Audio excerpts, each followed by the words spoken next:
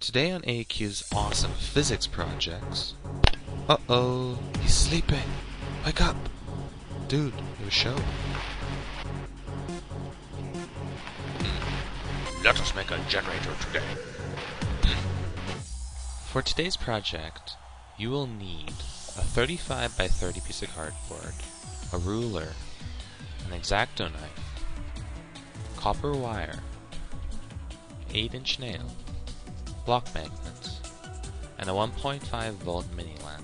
Step 1. Measure 30.4 centimeters by 4 centimeters on your piece of cardboard. This is what fits our block magnets. It may not fit yours, so you're going to have to measure accordingly. Leave a 3 millimeter gap between the creases, then use your ruler and the X-Acto knife to cut it out. Step 2. Crease your cardboard so that it folds more easily. Using the back of a pen makes it more easily to crease, so you're going to crease along the lines that you measured. Here are our lines. Step 3. Take your piece of cardboard, fold it, and make sure that your magnets fit inside nicely, like ours. See how it fits nicely? It has a nice 3 millimeter gap. You may have to adjust. Once you have made sure that your magnet fits, you're going to tape it closed. You can tape the inside if you'd like, but it's not necessary because it may cause extra friction, which you don't want. Step 4. Mark intersecting lines on your piece of cardboard.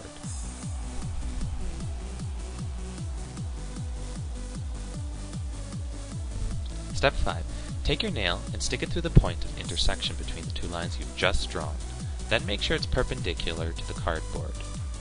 Make sure it's also perfectly horizontal inside the cardboard, and then stick it through. Perfect. Step 6. Fit your magnets inside your generator.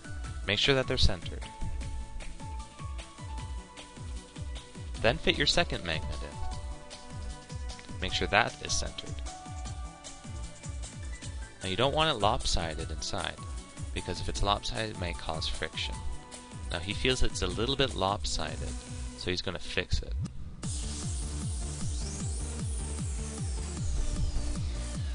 And now it's spinning perfectly. You've finished this step. Step 7. This is the most time-consuming step. But what you have to do is take your copper wire and you're going to wrap it around your generator 200 to 300 times. Now the more you wrap it, the more voltage you're going to create. And make sure you wrap it around the closed end. This step may take up to 5 minutes. However, this takes AQ 15 seconds. Here's a quick hint. When you're wrapping this, make sure you leave enough wire when you begin on the outside so that you can have a starting lead wire and then your end lead wire when you finished wrapping. You'll see what I mean when we get to this next clip. Step 8. Connect your mini lamp to your lead wires and then give it a spin. We used aluminum foil to connect ours, and you can see that it still works with a little trickle of light. Now you can even twist the lead wires together, or you can even solder it. But we wanted our mini lamp to be removable, so we used aluminum foil. How does this generator work? How does this trickle of light happen? Well, it starts with the generator and the light bulb. We connect the generator and the light bulb together with aluminum leads, as shown by this metallic material. After connecting the light bulb and the generator with the aluminum foil, we spin the nail, which is attached to the magnets. By spinning the nail, we're changing the magnetic field, which moves electrons, as shown by the blue arrows. The movement of electrons causes a voltage. This voltage is what powers the light bulb. By so many electrons moving so quickly through the thinner filament, it is causing enough friction inside the filament to cause heat, which ends up becoming light. The light bulb will continue to shine as long as the electromagnetic field keeps changing. That's a lot. Let's look on the inside. Let's take a closer look inside our generator, where the magnets are. When we look inside and we make a quarter turn, we're going to change the magnetic field. When we make another quarter turn, we're going to change the magnetic field yet again. When we put coils around it, it's going to cause resistance, and this resistance is going to cause electrons to move.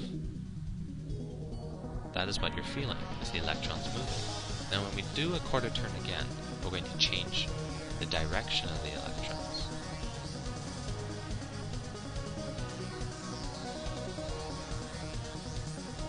But let's take a closer look at Faraday's experiment with a solenoid and a magnet. When you push it in and when you pull it out, you're going to feel a force. When you push the magnet in, you're going to feel a force pushing it out. When you pull it out, you're going to feel a resistance of it pulling it back in. This resistance is the electron movement. The pushing in and pulling out is a quarter turn. When I push it in, quarter turn. When I pull it out, quarter turn. When I put it in and pull it out, that's a half a turn. So every half turn, we're creating electron movement in the same direction. Because the solenoid, right now, has no place for its electrons to flow, it's going to stop. However, when we attach this light bulb with our aluminum leads, we're going to cause the electron flow. It's going to cause the filament to heat up and shine. These are the basics of how the generator works, as well as the Faraday experiment.